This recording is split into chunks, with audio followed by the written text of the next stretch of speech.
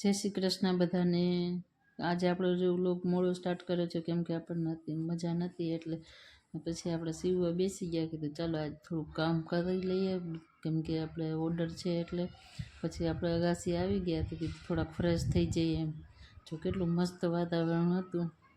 પછી હું આવી ગઈ નીચે તો જોયું ને તો અમારા ભાઈ જો સ્કૂલેથી આવીને સીધા મીંડ્યા હતા, બ્રેડ લઈ આવ્યો હતો, એટલે એનું જમવાનું રેડી કરતો હતો ને બેસી ગયો। મને કે સરપ્રાઈઝ છે તારા માટે, ફ્રીજ ખોલ। અને મેં તો ખોલ્યું, કાં તો જો મારા માટે ચોકલેટ લઈને આવ્યો હતો। આપણે તો ચોકલેટ લઈને ચોકલેટ ખાઈ લીધી। પછી કાં તો અમારો ભૂરો આવી જ ગયો હોય, જલ્દી મને જમવાનું આપ કે જો। પછી એના માટે હું દૂધ લઈને જાતી જ હતી, જો ત્યાં મને હે ને ઢોળાવ્યું, જો જો એના હાથ માર્યો ને તો ઢોળાઈ ગયું અડધું તો।